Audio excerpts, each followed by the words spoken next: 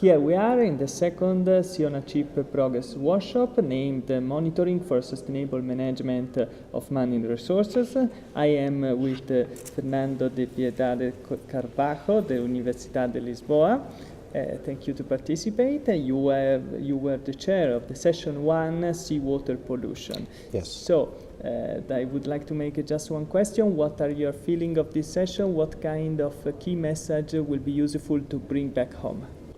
The workshop is very useful, and this last session just confirmed that, because it brings together people from very different regions of the world. We got people from the Mediterranean countries, but also people from the North Seas of Europe and people from, for example, Brazil, and just explaining what situation of the contamination of coastal areas is in different regions, estuaries, bays, lagoons.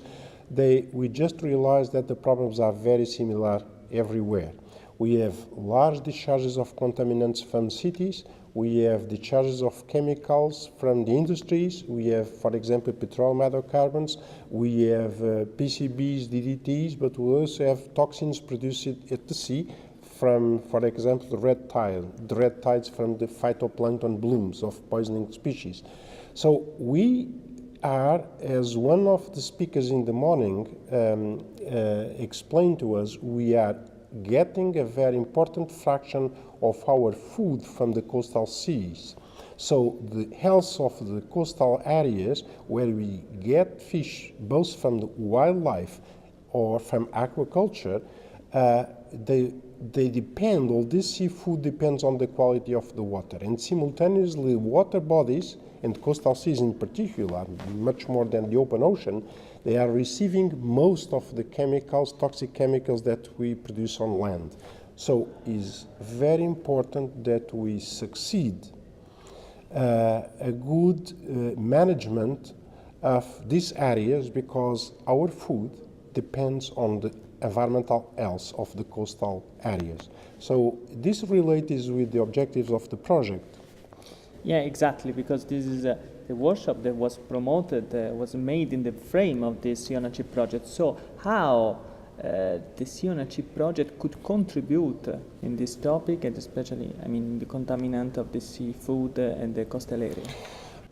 I think that the project is very timely, because we realize from the reports from every country that we have today coastal areas that are heavily contaminated.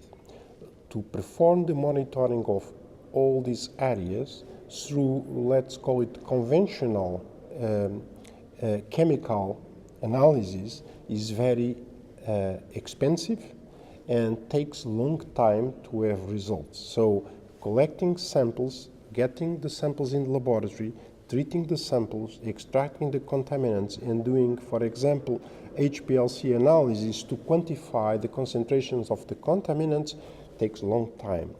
We need, because of the intensive use, because of our reliance on the environmental health of the coastal systems, we need probably real-time information on the concentration of contaminants. So for very large ecosystems like bays and even sea levels like the Mediterranean Sea, it's not feasible to monitor everywhere as we need today.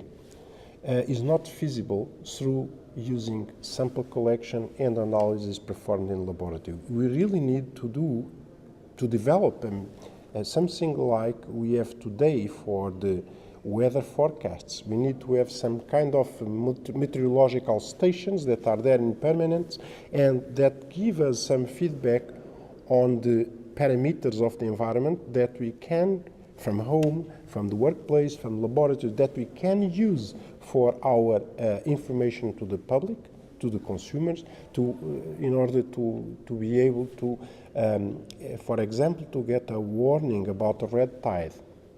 And this project is really pushing forward the development of our technologies into something that it's of, I would say, the public interest, the public health interest. Thank you very much. Welcome.